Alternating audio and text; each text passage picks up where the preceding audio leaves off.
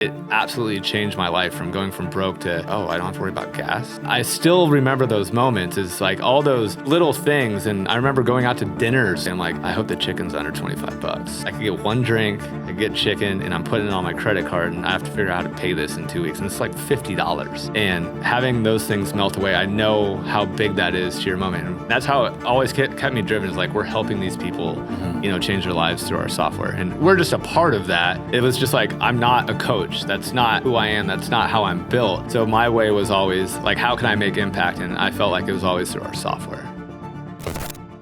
Welcome and thank you for joining us for today's episode of Disruptors, where millionaires are made. Today we've got my good friend Jesse Burrell with Batch, and he basically drove up the street, right, to talk about his whole journey from starting BatchLeads to selling BatchLeads. We're going full circle on today's show here. Now, guys, I'm on a mission to create 100 millionaires. The information on the show alone is enough to help you become a millionaire in the next 5 to 7 years.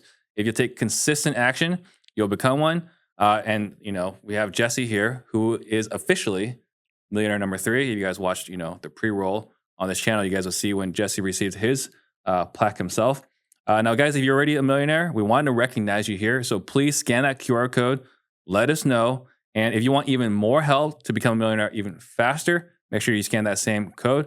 And before we jump in, if you're here to learn how real entrepreneurs built real empires, hit that subscribe button, because every week we're dropping lessons that can help you create your first or your next million. And today's show is brought to you by Objection Proof AI. If you're ready to turn your existing sales team into a self-managing sales team, go to objectionproof.ai. You ready? I'm ready. Man, I can't believe the journey you've gone through, right?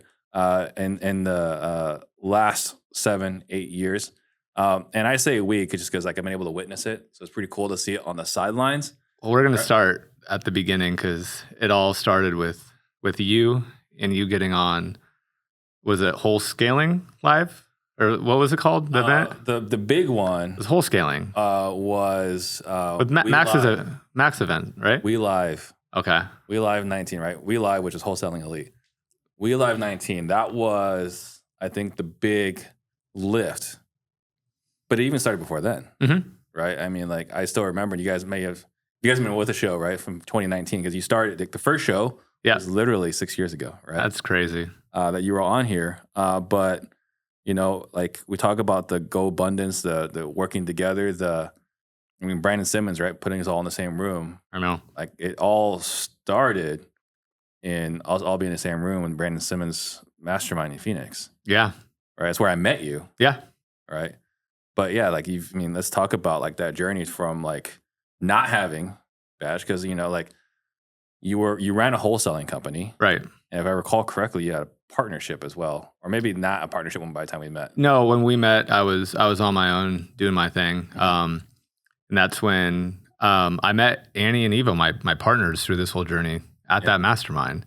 Right. And that's where you were, Brent was there. And then I think Jamil and Pace, we met a couple months later, I believe, but him and Jamil were doing a ride along, and some Pace guy came in. I'm like, who are you? I do remember Pace bringing random people to our mastermind. Yes. So it's just been, I'd say we sold actually last Tuesday. So about a week ago. I've had a little bit of time to reflect, and it's just been a lot of gratitude for all the people that have helped us along the way. And you're a very big part of that as well. So, I appreciate all of us and all of what you did and what everyone did, because I think the biggest catalyst for me personally, and I'd say Batch as a company, was being in a room with you and Raphael, and not even after that mastermind, when that kind of group that we put together was Raphael, me, you, Annie, Evo, Pace, Cortez, to be clear, Pace, Jamil, Brent, and you. And we would was for a period of time, there was Carlos Reyes, Alex Sainz. No, but that little group we'd meet, and I remember we had some I think we had a quarterly meeting here. We had one quarterly meeting in this room. Yes, along the way. Yes, but we would meet, and I think we had a couple meetings in the Batch office back when me and Brent were there at the old office, and it was just the mindset everyone had, and the hunger and the ambition, and seeing kind of where everyone is now. But everyone I mean, if you're in a room with Pace, nothing's ever enough, to be honest with you. He's like the alien of everything, because it's just like, whenever I thought I was really pushing my limits, I'd listen to him talk. I'm like this. I was like, and I also learned that I don't want to be that, and I don't want to compare to that. But it always gave me a reason to be like, if I'm not doing enough, you know, if I feel like I'm not doing enough, you know, I'm probably not. Yeah. Well, so like just to add context, right? So we talk about hanging out at Dave & Buster's.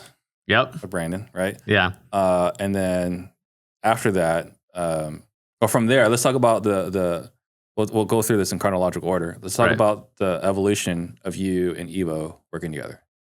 Okay. So yeah, it was Brandon that connected us. Mm-hmm. He's like, Jesse, I think you could help Evo with some things. Mm-hmm. And Evo, you could help Jesse with some things, but he didn't tell me that. Right. So like Evo just like reached out to me, and I met up with him at some dumpy Mexican restaurant or something on the west side where he lives currently. He's moving soon. But he's like, he shows up, he's like, so what could I help you with? And I'm like, I kind of had the same thought. So it was just this organic conversation of, he's a systems and process guy, I'm a sales and marketing guy. Mm-hmm.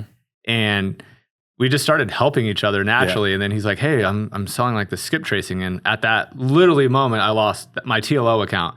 I'm like, I could definitely use some of that right now. And it's like, how much? He's like, cost. I'm like, you're a great negotiator. And then I started using it, having some success with his batch skip tracing product that he created. And soon after, I'm like, well, I have a bunch of friends. Like, you know, what do I get if I sell it? He's like, half. I was like, cool. Works for me.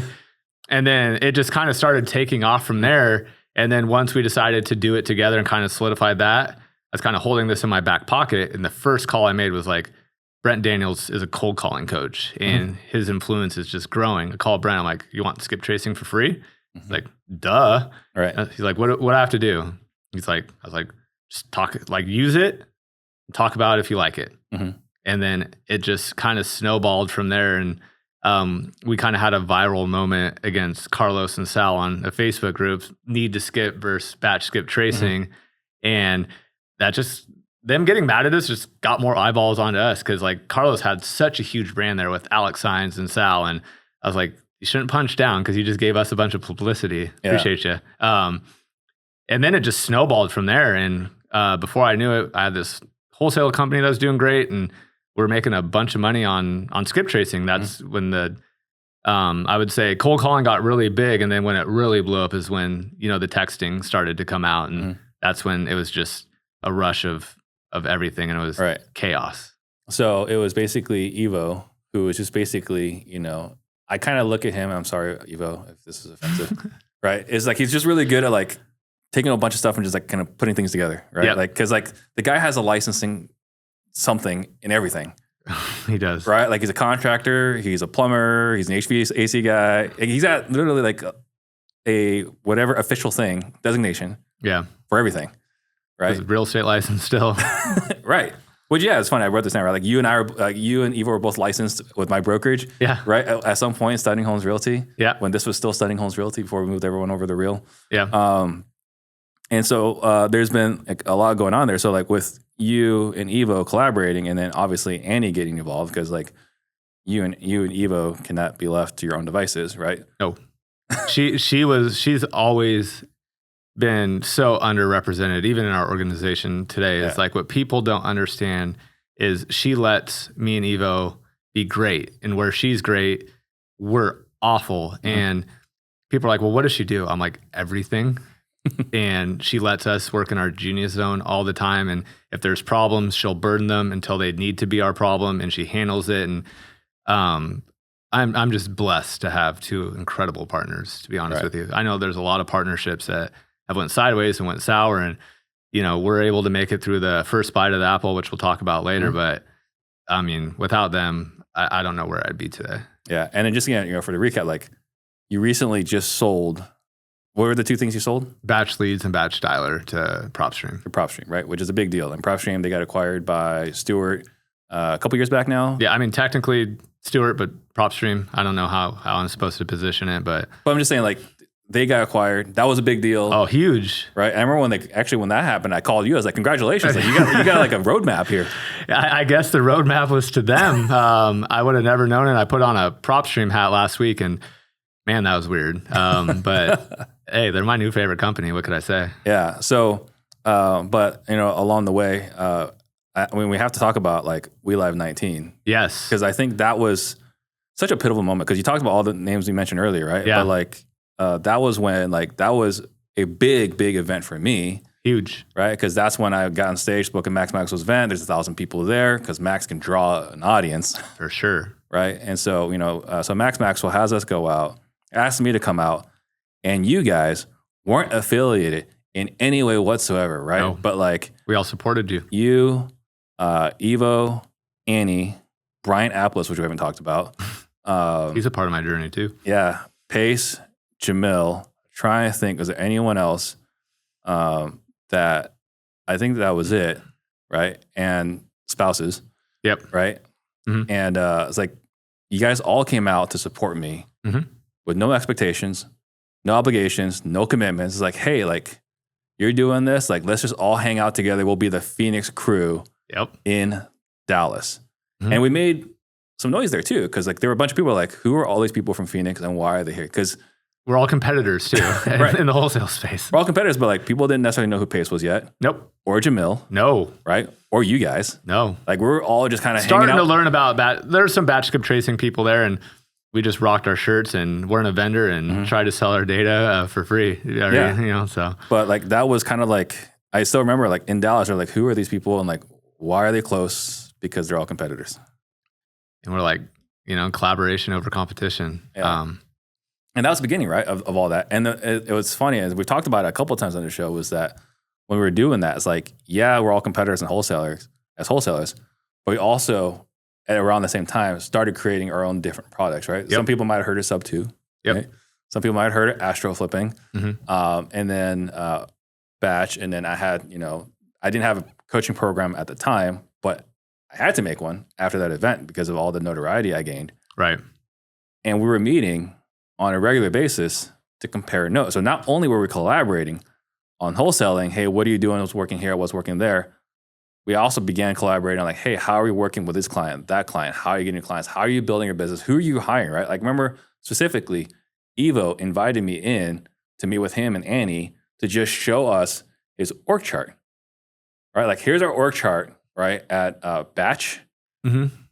Do with that information whatever you want. Right. Right? Like that's a blessing that not everyone really has that opportunity, especially on the come up. Like after you've done some deals, after you made some noise, yes, but on the come up, like that's very rare for us all to be sharing so much. Yeah, we all met through this real estate investing vehicle. Mm-hmm. And then we became the software people. You became the sales coach. Pace and Jamil did their thing. Mm-hmm. Brent, was doing his thing. We all had this collective thing that we were doing at that time together.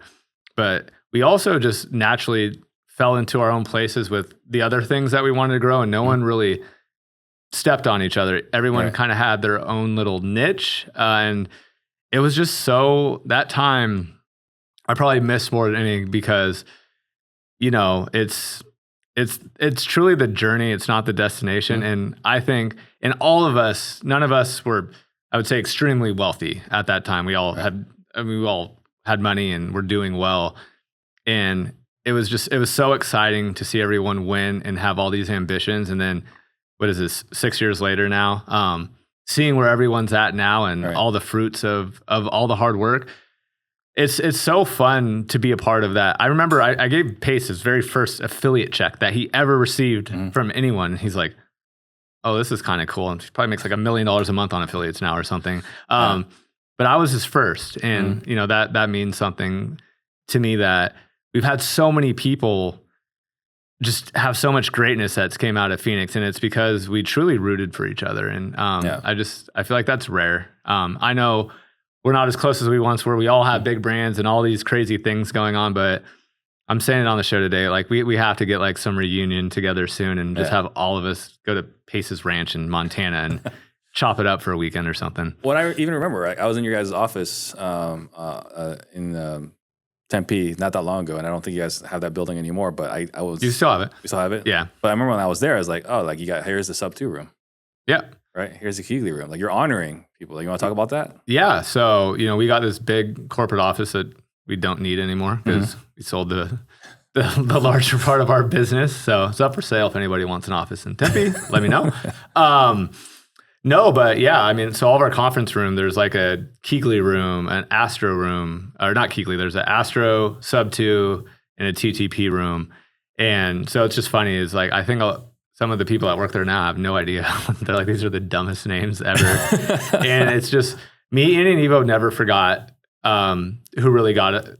The people that cared and helped us get to where we were, because like when BatchLeads came out and our texting came out, and that product was just truly incredible, still is. But we created a really cool texting platform, which is no longer. But all you guys screaming about it from the rooftops, it lit fuel on that fire, and it let us continue to pour and develop into the products, and then to create Batch Shaller. Now we have Batch Data, which is the company that I own now, and it was all from like people you guys were using it and having success with it, but at the same time, you guys were going out of your way to support your friends. And I think that's something we've never forgot. Right. And we can't really go too deep into this, right? Especially if anyone else is watching later on. But some of my best memories were at that event in Dallas, right? Because there was that guy that rode along who we punished.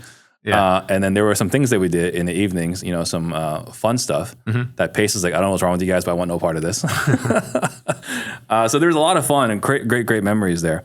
Now, moving forward, we did the same thing in Houston with wholesaling.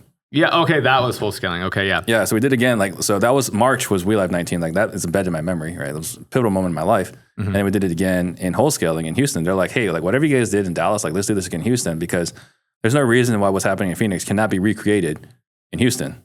I don't think it got recreated, but that was their intention. So what do you want to talk about there with wholesaling? I've got some big news, and you'll want to hear all of this because I'm going to give you the best bonus ever at the end of this video. You all know that I've been providing sales training for 6 years now, and I've had the opportunity to train hundreds of the best teams in the country and thousands of individuals as well. And they've all had wild success along the way, some of which you've even seen on this podcast. You also know Ian Ross, who has been coaching alongside me now for over 2 years. He's the biggest sales geek ever, and he's been training business owners and individual contributors ever since he started working here. He even runs the Close More Sales podcast. But we had a problem. There was a lot of confusion. What is it exactly that we sell here? Is it Disruptors training? Is it Steve Trang training? Or is it Close More Sales training? It's none of those. It is Objection Proof selling. Ian runs Objection Proof selling for business owners and individuals. I run Objection Proof selling for teams where I coach their entire team. And to celebrate the rebrand, I want to give you something that I never would have thought been possible until recently. We've been training this AI bot for over a year now to score all of our sales calls internally. Every call we run, we have the bot review the call to Ian and mine exact standards for sales. We run every one of our team members' calls through the same exact AI bot. And now we're giving it to you for free. This bot will review your calls based on dozens and dozens of metrics. It will tell you what you did well, what you can do better, again, by the standards of the Objection Proof selling formula. And if you want to use our bot for free, just head over to our website, objectionproof.ai. Again, objectionproof.ai. I want to emphasize here, you're getting access to our bot, which allows you to get better at sales for free so that you can make even more money now without having to spend another dollar. Go check it out now. Yeah, I think that's really where I believe we were a vendor at that one, but that's where I think like we started talking about like the squatting up thing. I think we kind of named it, and then Jamil and Pace still talk about squatting up, and it's a huge part of their brands still today. And the wholesaling event, I think that was fun too. Who spoke on stage for that one? I think actually Annie or Evo? Annie and Evo spoke. Jamil spoke. Pace spoke. I spoke, and then RJ with Cassie. Yeah. So RJ was kind of like an impromptu Phoenix honorary member.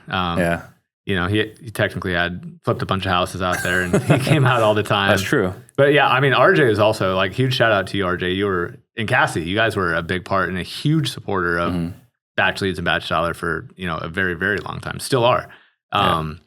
But that event, like, I don't remember that one as much because I think same thing for me is like that We Live event is like ingrained in my memory too, of like just a pivotal moment of just a springboard to our success. But I remember wholesaling being another super fun event. And that's when not just you, but everyone else I felt like started to shine. I absolutely hate being on stages, trying to get better at it. I think the last time I spoke in front of more than 100 people, I think was at Dave and Buster's in 2021 at your monthly event.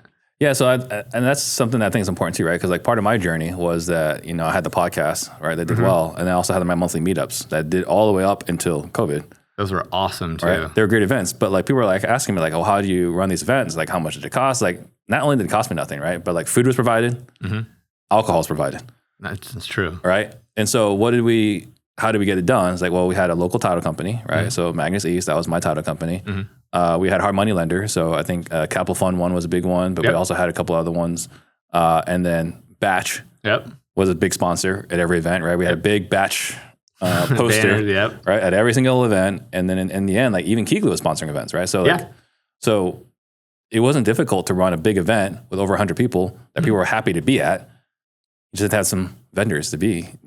And all you guys asked for was just a shout out. Like, it wasn't like, hey, let me speak for 10 minutes to your audience. Like, no. All you guys asked, like, hey, Steve, just say that this event was sponsored by these companies. Like, no problem. I know. Well, it's just, people are naturally going to come up and, me, Pace, Jamil, everyone. We're very social, talkative people. And there's a lot of new people there. So it's just asking them about where they're at in their journey and if there's any tidbits we could give, to help them. And that was it. I thought those were always so fun because it gave us a reason to all catch up. They're always fun. You always would have some type of good speaker, and you found the balance of having someone maybe speak for 30, 40 minutes. But, I mean, we didn't even need that. It could have just been a social hour. Yeah, I mean, one of the best speakers we had was Chris Jefferson. So he spoke. I remember that. At the very last one before we ended it. Because, like, man, like, what's going on? Why aren't people coming? It's like, oh, they're worried about this virus thing? Okay, that's weird. So, because that was, again, like, that was like March... Before March 12th, because March 12th was like the big day. The shutdown day. Yeah. So it was before March 12th. And then before we move forward, I want to just touch on real quick, Brian Applis, right, who also introduced us, or not introduced us, but like, like we connected. You said he was part of your journey.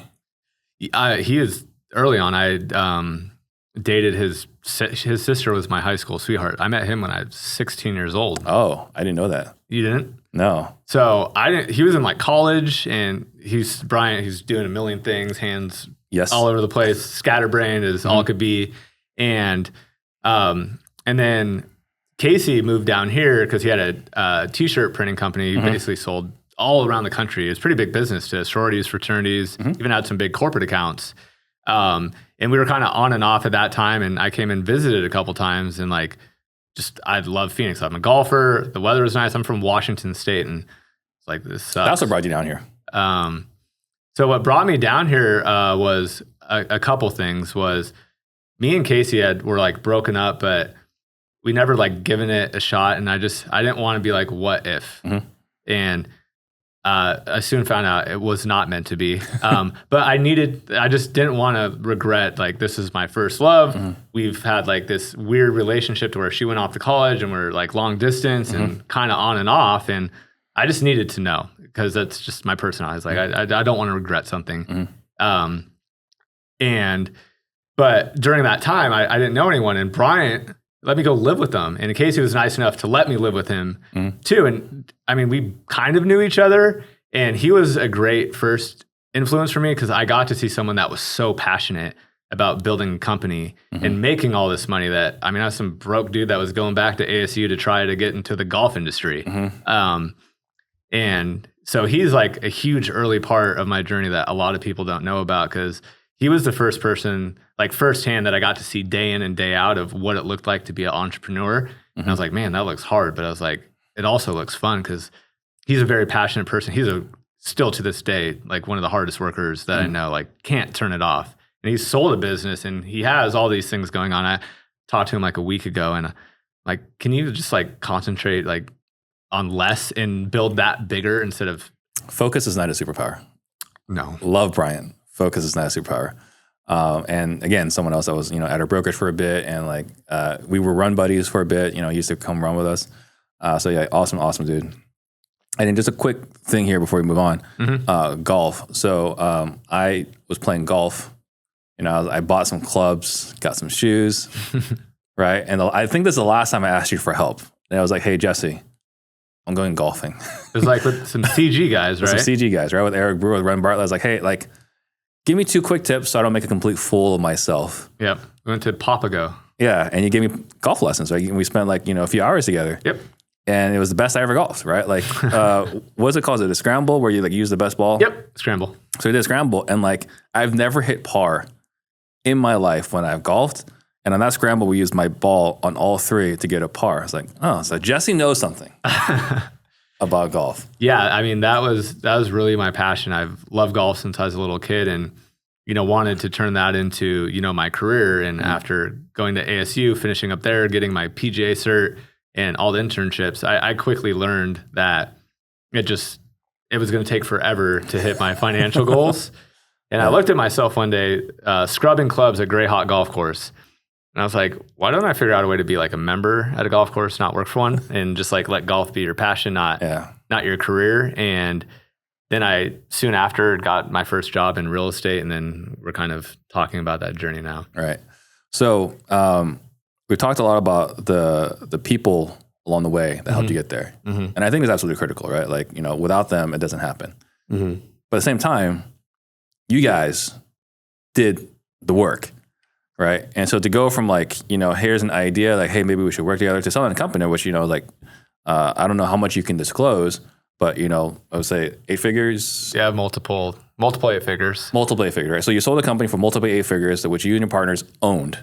Yes. Right? This isn't like bootstrapped, yep. This isn't like a private equity firm, investor, or venture capital. It's like, no, you guys bootstrapped it all the way. We did. And sold it with no partners. Correct. Right? So let's talk about that journey. Well, let's start with 2 guys that are still a part of our team, Jay and Rob, employee number 1, employee number 2. So it's just fun to have, people that have started it and one of them staying on Batch Data, and one of them's going over with PropStream.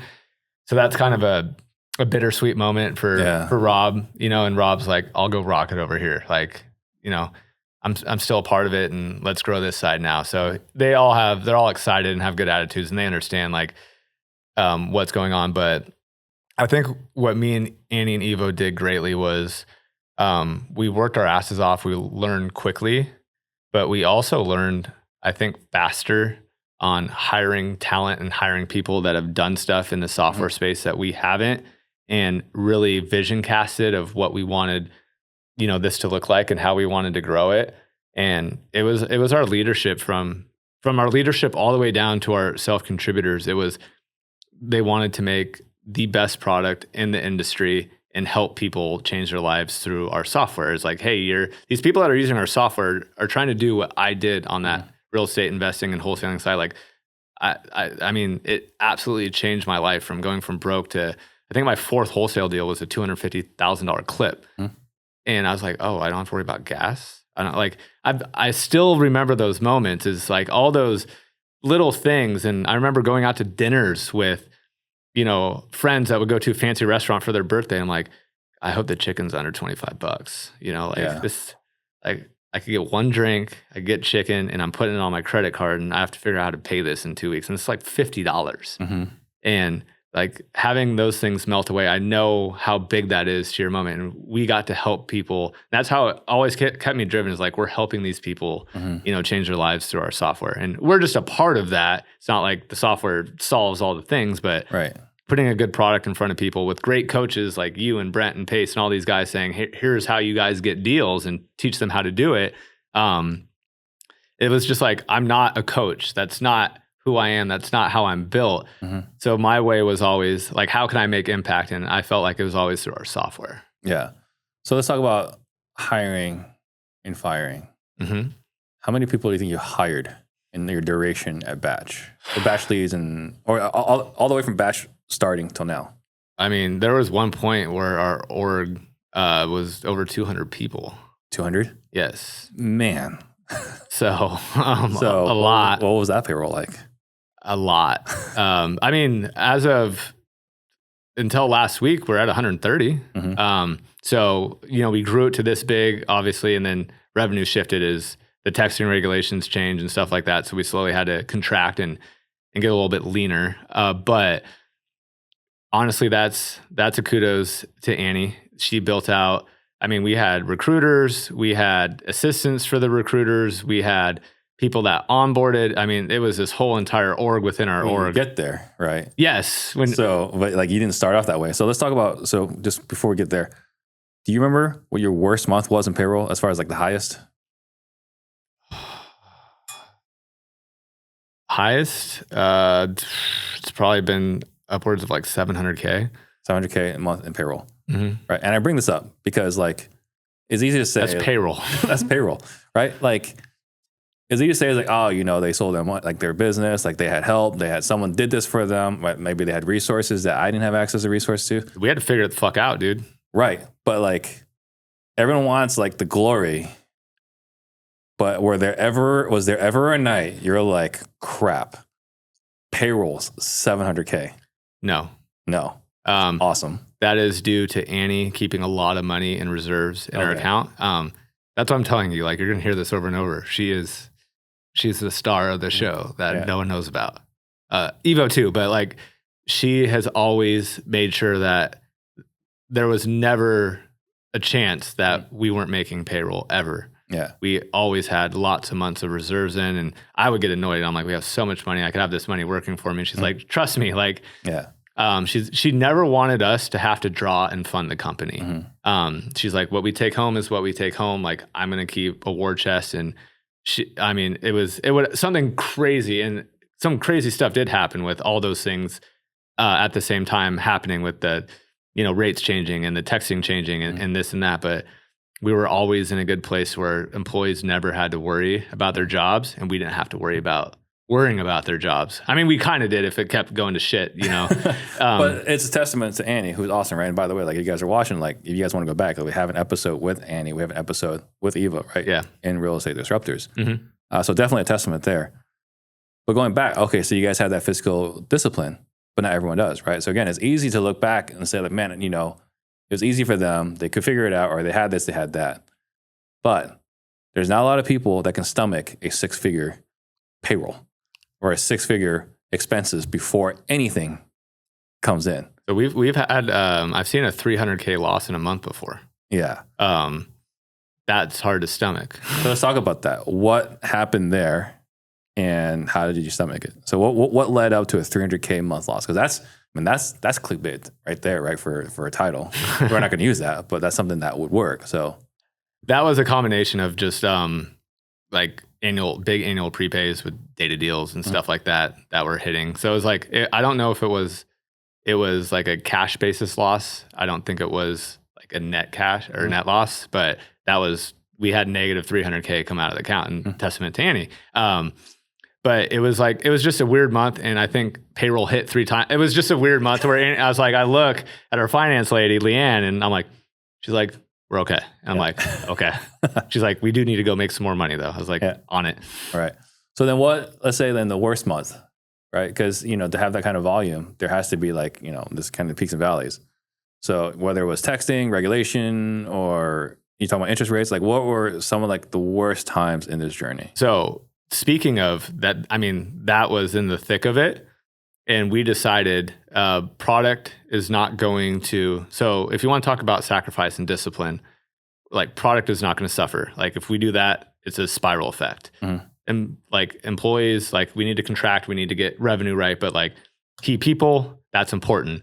Me, Annie, and Evo did not take a draw out of the company for over 12 months. Like we actively said, like we have to show all these months in a row of growth again. Back to Annie being conservative. We made a lot of money during a couple years. We made good investments. We had passive income coming in. We all had, luckily all 3 of us as owners had very low monthly bills, and we were covered and we were okay. And we're like, we need to do what's best for the business. Yeah. But that's what got us. Those are some of the decisions we made a year and a half ago to get us to sell today or last week. Well, of course, what were some of those things that led up to like the bad? It was the texting regulations changing. It was the skip tracing getting commoditized because we had a stranglehold on that, and the margins were way better, and they started to get driven down, and people didn't care as much about the quality versus just cheaper because like the wholesalers were feeling it too, the investors were feeling it. So then we had to change our pricing there, and at the same time with interest rates changing, just less people were coming in and more people were going out, and it was like 3 hooks in a row, and I was like, what are we going to do? And luckily at that time, we weathered through it. We repositioned our pricing and packaging. I mean, we grinded, and we had to grind taking home $0. It was struggle mentally to work through that. That was our hardest times, all three of us, because putting in so much work and so much effort, and I was like, Annie, could we just take home $5,000? Like, please, like, I just need something to say you worked hard. She's like, no. Yeah. And I'm like, please. But it's what got us to the other side. And luckily, during that time, batch data was really starting to pick up and grow its revenue. So that was starting to help on the other side as well. And we're going to talk about batch data definitely later on. So something else along the way as well, and I wrote down a few different things. First, there was a health adjustment. There was. So the very first time we were on the show, it looked a little different. It did. So what happened there? I grew up playing sports as you did. And when you met me, that is not the image that I saw in the mirror.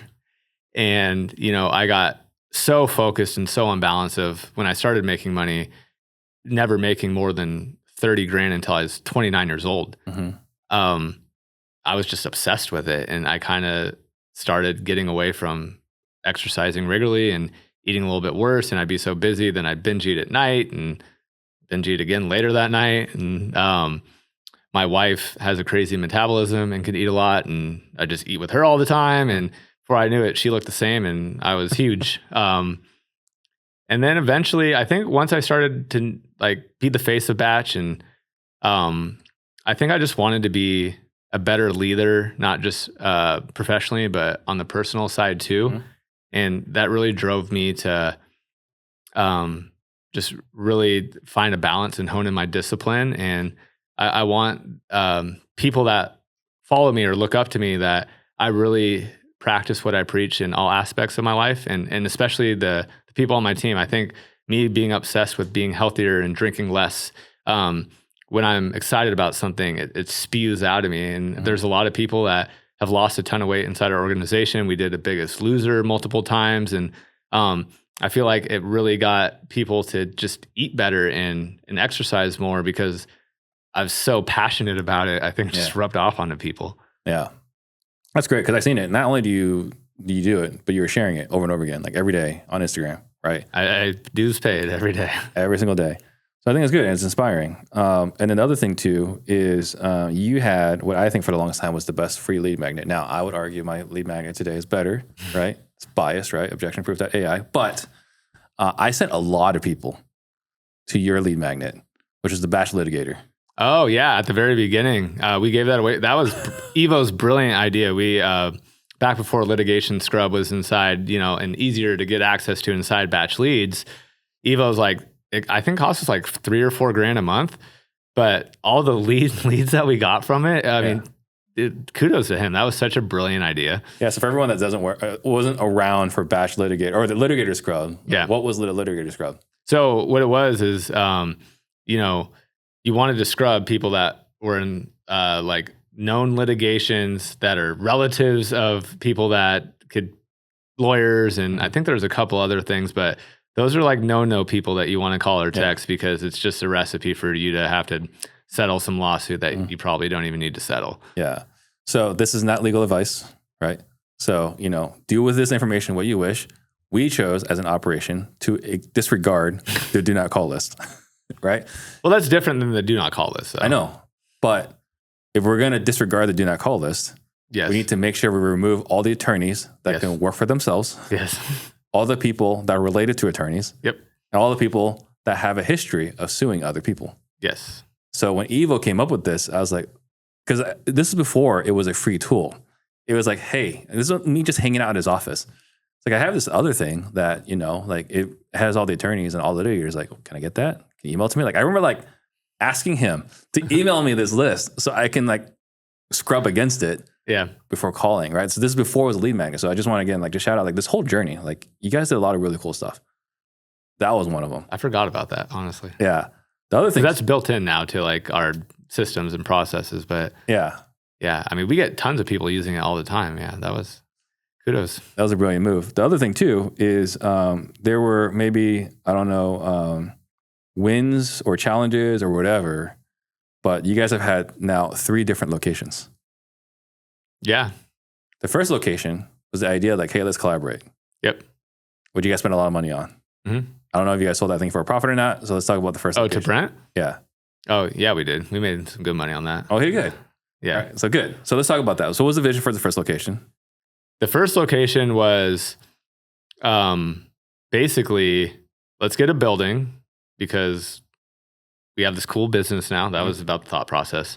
And be able to write it off against our taxes. And we wanted something big enough to where we could have, because Brent had an office there. So like we wanted to be closest to our biggest affiliates.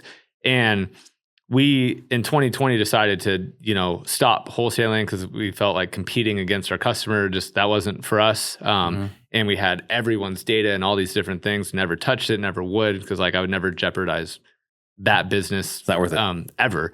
But it kept coming up in questions and we were so busy. I mean, it was so dumb. 2020, we would have made so much money flipping during that time. But in retrospect, we grew the heck out of our BatchLeads dialer and batch skip tracing products during that time. So, there's no kind of looking back and saying what if type thing. And you would have eventually got your hand caught in the cookie jar. Because I know a lot of people that had to give a lot of those profits back once the market shifted. But it was, and then Pace had an office. Like he just rented one office and was never there. But he could just show up and film whenever we wanted. So we created the studio so Brent could film, Pace could film, and then they were always doing content. So it gave me the opportunity to go. I mean, me and Pace had. If you go back to Pace's, like I think I have like one of his first videos on his YouTube channel. I'm with him, but dude, just the energy, being a part of it, hosting meetups. We just wanted a spot for everyone to be able to do their thing. It's probably disruptive to our team to some degree, but that's what we wanted at that time. And I kind of wish we didn't get away from it as much as we did. And I felt like Batch, once we went to our big headquarters, it felt isolated. But at the same time, like everyone kind of blew up, right? Like Brent, Pace, and you guys can't be in the same building. It's just not going to work. No. And Rafael Cortez. Yeah. Oh yeah, Rolf was there too. Yeah. You can't put them all in the same office. And then you guys got another location. There were some challenges at that other location. Off the 143. Oh, that building.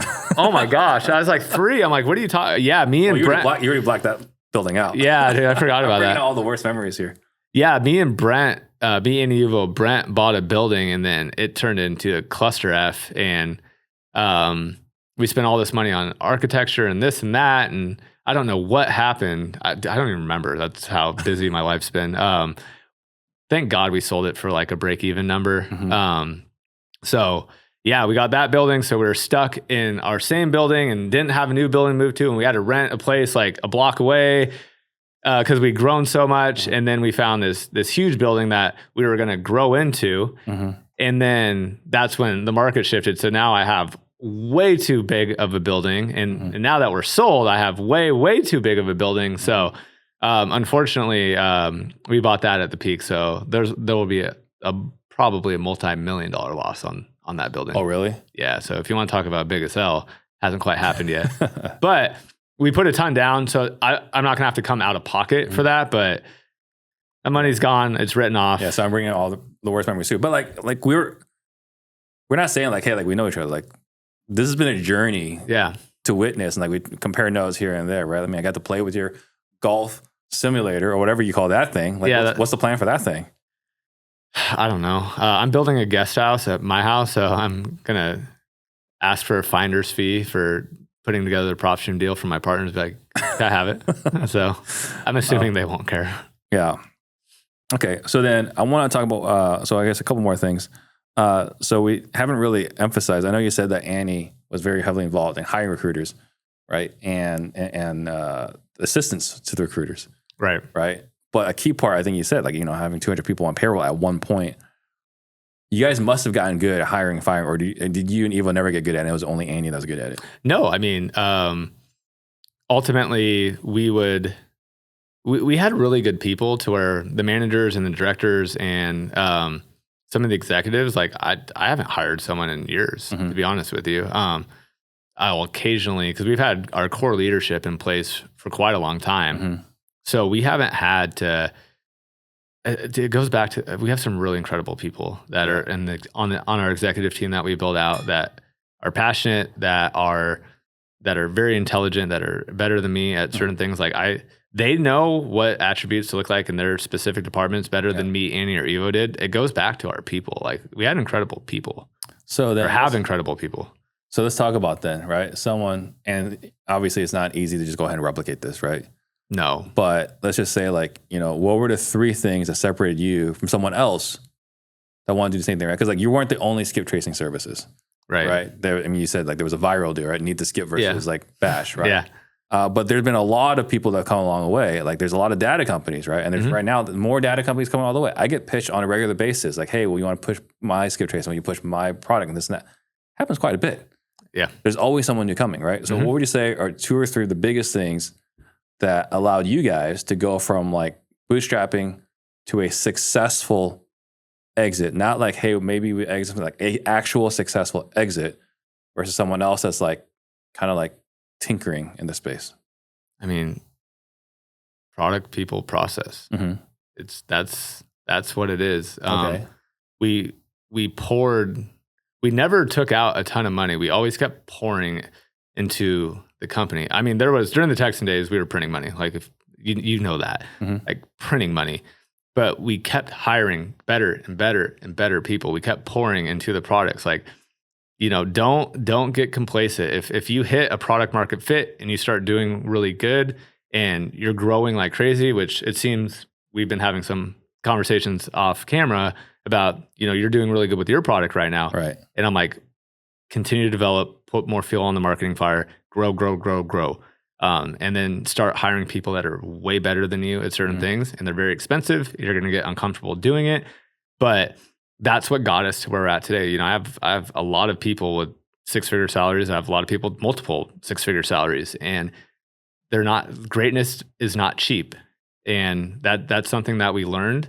And that's something that I'm proud of is we did a really good job at hiring incredible people. And that they make the process better and those people make the product better. Like you cannot cheap out on great people because they're the ones that they're the ones that help get us to this exit. We had a vision cast and it's our money and it's our asses on the line, but the people, I have so many incredible people that just left me, and I still have incredible people that are with us to go grow this other side and have another exit in the future. And I know we'll do it because I know what people that I have. And now some people got opportunities to uplift to have their shot now. Like we have a new CTO and he's brilliant. And Omar, if you're watching this, like I'm excited to see what you could do because he's been waiting and like he gets to shoot his shot now and he gets that title. So I'm just very blessed with great people. And that's really, it's not rocket science, but I've told you a lot of the sacrifices,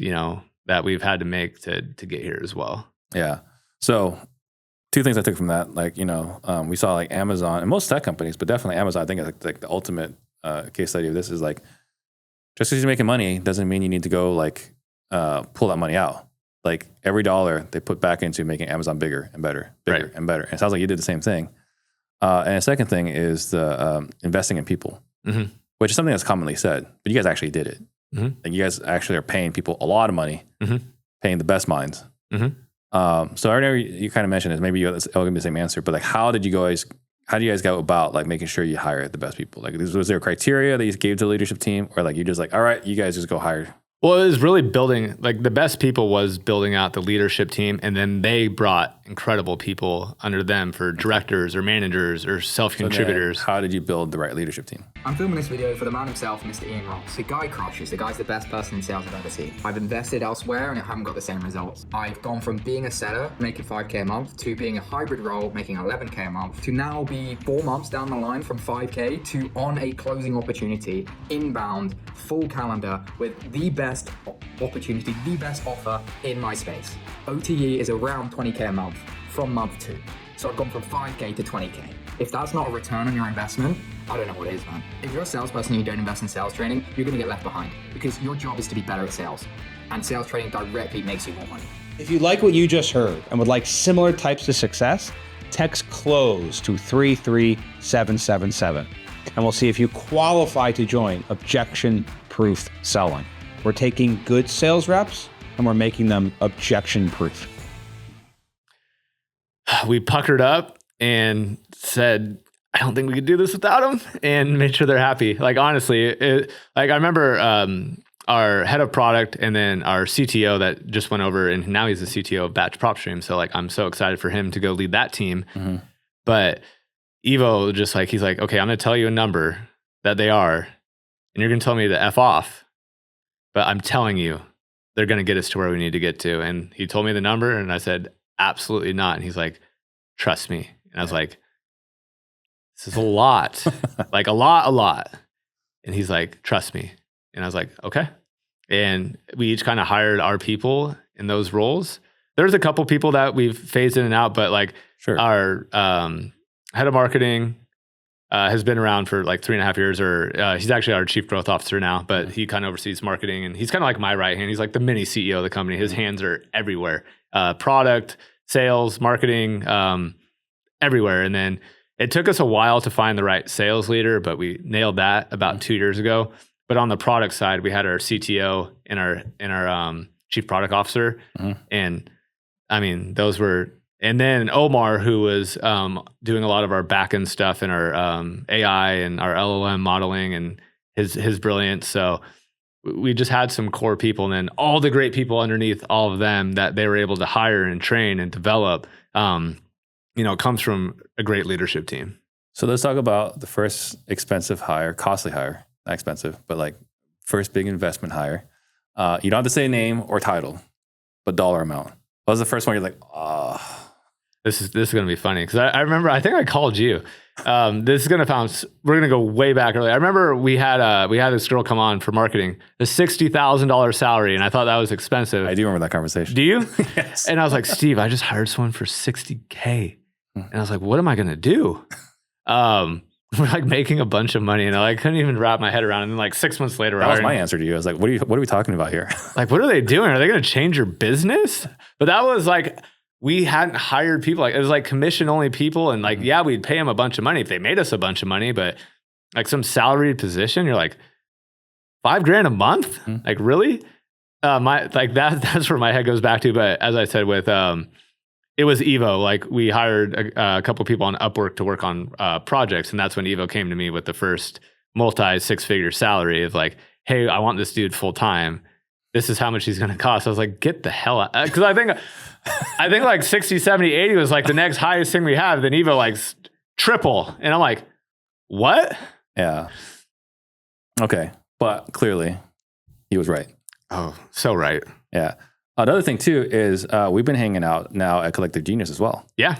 Right. So you're in CG CEO. Mm-hmm. So what brought about that? CG CEO. It actually kind of stems from our group kind of not being as close as we once were with the Phoenix crew. As I was really, I'd say, yearning for just some great, intelligent people in a room that could inspire me, that could motivate me.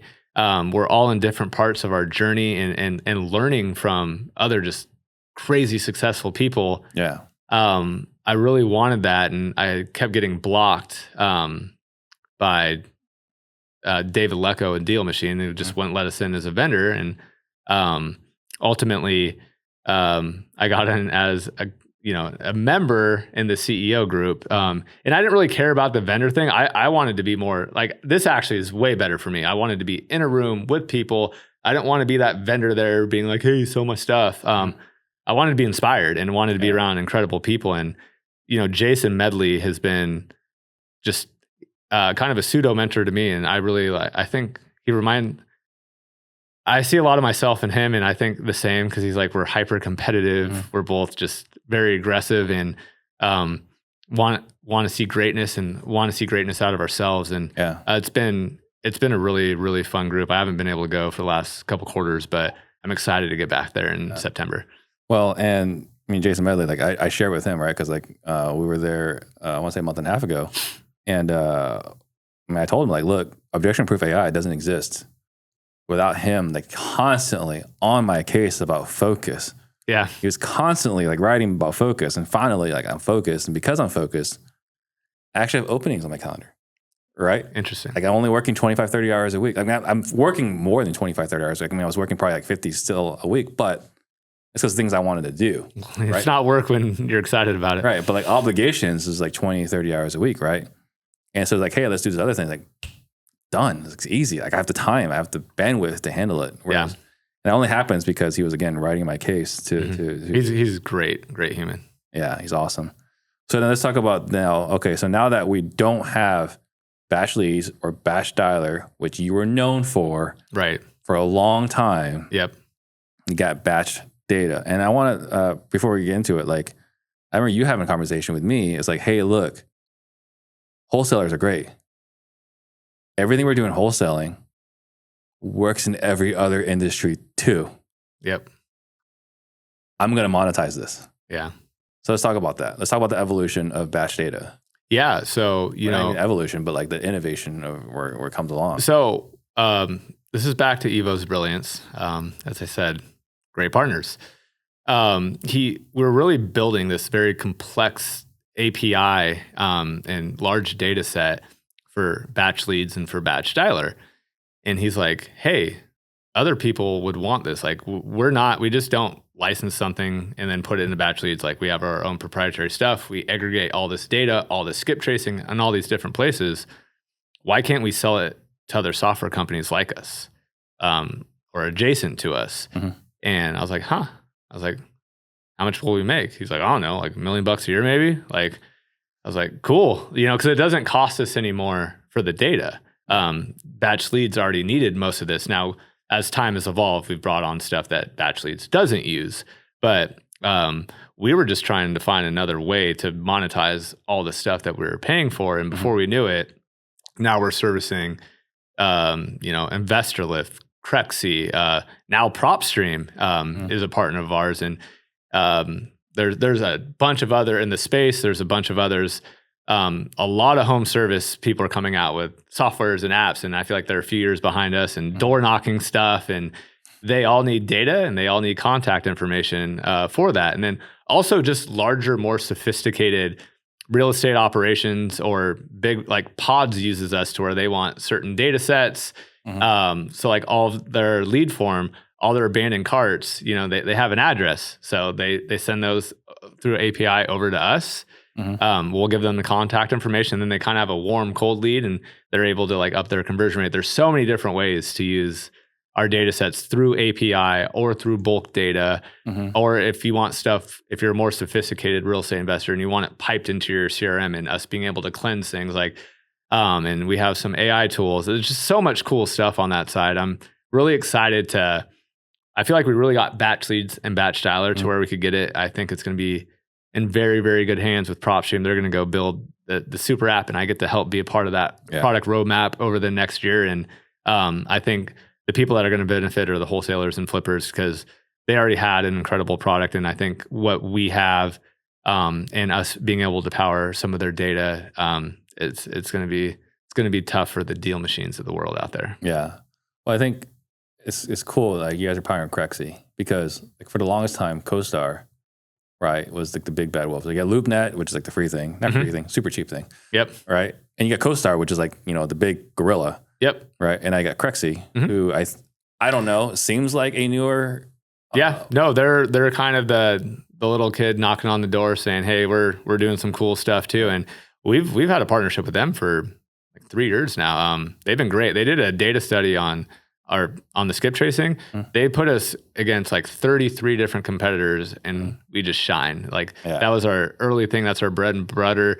We're not just getting phone numbers and reselling them. Like we have so much proprietary stuff going on there.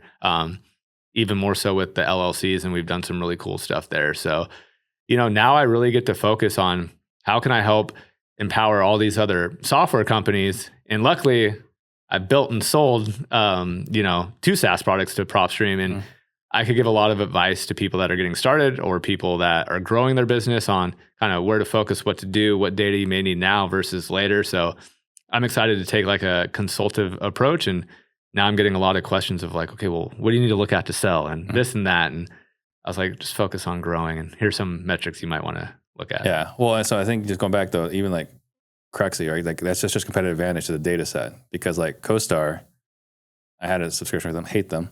Right? They were one of my first like lousy investments I made. But I only say that because like they obligated me to pay them. Right. Like I signed a 12-month agreement that I didn't cancel in time. So they made me pay for a second year. Oh, that's the worst. So anyway, still hate them. I'll scrub this if you guys reimburse me the $24,000 I paid you guys for no reason. And so with that, the data is what sets them apart. And you get to do that for multiple organizations now, right? Like just a simple thing, right? For pods, right? Hey, like this person gave us an address, but they didn't fill out the form. Such an obvious thing for us in PPC and wholesaling. Right? Hey, they gave us the address, they gave us nothing else. Like, oh, just skip trace it. That's easy. But wholesaling has always been on the innovative side. Right. And you take that for granted because we're in it. But then you talk to these other industries like home service. Like, what do you do now? Solar's getting good. Roofing's starting to get better. Like they're just all starting to cold call. I'm like, yo, this was like 8 years ago, you guys. Like, oh, you could create targeted lists and call people that may be interested through like thought into putting a list together. Oh my gosh, this is groundbreaking. I'm like, what is wrong with you people? Well, the fortunate thing, kind of like, America gets to be like the R&D for like medicine. Yep. For wholesaling, right? Like it's like we're the R&D because the margins are so ridiculous in wholesaling. Right. Right. Like the margins aren't necessarily the same in all these other industries. So I think that's been a big thing, right? Because like even when solar, they're pretty big. Yeah. Sure, it's true. But like I would say like when I was on the realtor side, right, I'm using Follow-Up Boss. I'm using Commissions Inc. And they're pretty cool. They're pretty good, right? Like they were like the leading software on the realtor side, right? And then I do a demo with Donald Ross for Beast Mode CRM Podio. Yep. And I was like, what do you guys do? That's still around? No. I'm saying 2018. Right. I swap out my realtor broker hat for the wholesaler hat, and like I'm doing pretty good on the realtor side. Yeah. And I see a demo of Beast Mode CRM. Like, what is this? What is this? Yeah. Like, you can just go in there and just click the call inside the CRM. I know. Right. And like so it sounds dumb, right? For everyone's watching this right now in 2025. Right. But in 2018, innovative. That was innovative, right? And now we're getting to see this propagate to all the other industries. With you guys taking the data. It's great for us, and it's fun, it's exciting, it's new. It's a new challenge because the SMB or the micro SMB is a lot of the people paying $100 subscriptions with us, and the sales cycle is so different, and the talk tracks, and we have to have sales engineers now on the call. So like I need even more smart people on the batch data side of things, and it's been very fun to learn a new motion, and it feels like a fresh new business. Not saying I didn't love the other side, but I feel like me, Annie, and Evo got it to where we could get it to, and we needed, if it wasn't PropStream, like someone needed to take it to the next level. And I'm so glad that we got to partner with such a great company. The more I've got to learn about them and their plans to just absolutely disrupt the industry even further, because they're by far the biggest. Right. Well, definitely the biggest now. No, they already were. Yeah. It's just a chokehold. Like, good luck to all you other ones. Because they really have that vision too of that's when I knew selling to them was the right thing. I was talking to Brian, the CEO of the company, who took over for what was the name of the founder? I don't remember because he was always low key. Yeah, super low key, super rich now. But he's like, our job is to change lives. Like exactly what I said. Like that's customer obsessed. Like we're helping changing real estate investors' lives. And I was like, okay, we have similar visions. Our employees there think the same way. Like, and it seems like, this first week, the integration has been going with like the culture, quite well. And ultimately, if I'm going to sell a part of my business, a lot of these people got us where they're at, and I want to make sure that they have an opportunity to succeed and to grow and feel at their new home at a place with some comfort, because there's a lot of places and companies that we could have sold to that would not be the case. Yeah. And they understand exactly our business and what we're trying to do. So what's the vision now for Batch Data in the next few years?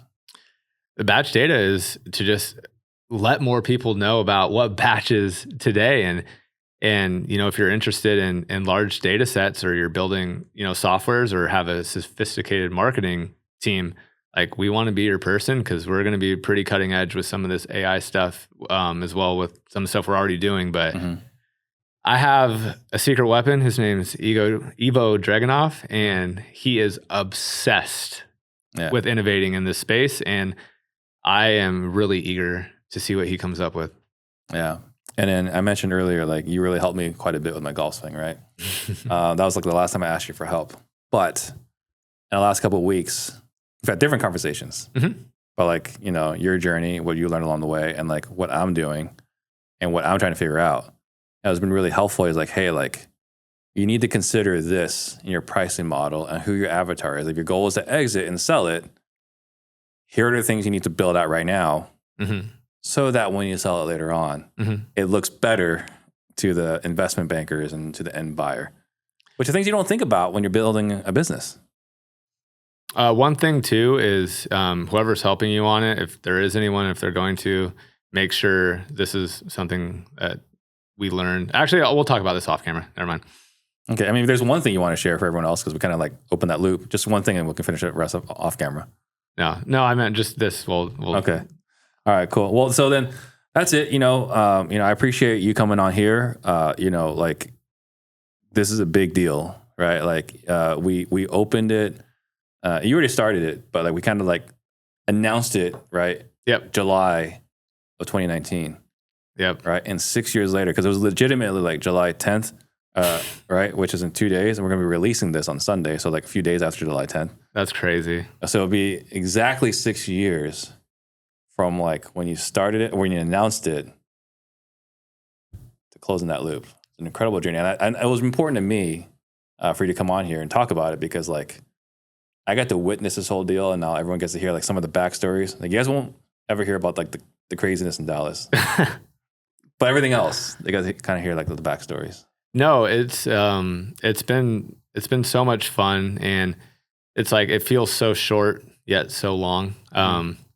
But I'm excited to see where everyone's going next, and I'm eager to see what you do and see where I could kind of help a little bit, because if you're gonna fail, I at least want you to fail in things that I don't know. Like if I could help you where not to fail, that would be helpful. But I'm really excited to where all of our friends and all the people that have helped us along this journey of where you guys are going, and then just all the people in general that have supported, BatchLeads and Batched Out. Like very, very grateful for all of it. Cause I've had so many people. I had people I haven't talked to in 5 years, send me personal text messages yesterday and just be like, oh my gosh, I'm so happy for you. And I got a lot of those, and I was like, oh man, I was like, you were like super early and loved our product and promoted it for us. And I think we had so many customer ads back in the day, and had some of these guys filming ads for us. I mean, so many people helped us get there, and I'm just truly like so grateful for all of it. Yeah. Again, like this testament, right? Collaboration over competition. Absolutely. Thank you so much. Appreciate it. Thank you guys for watching. We'll see you guys next time. Steve Train. Jump on the Steve Train. Disruptors.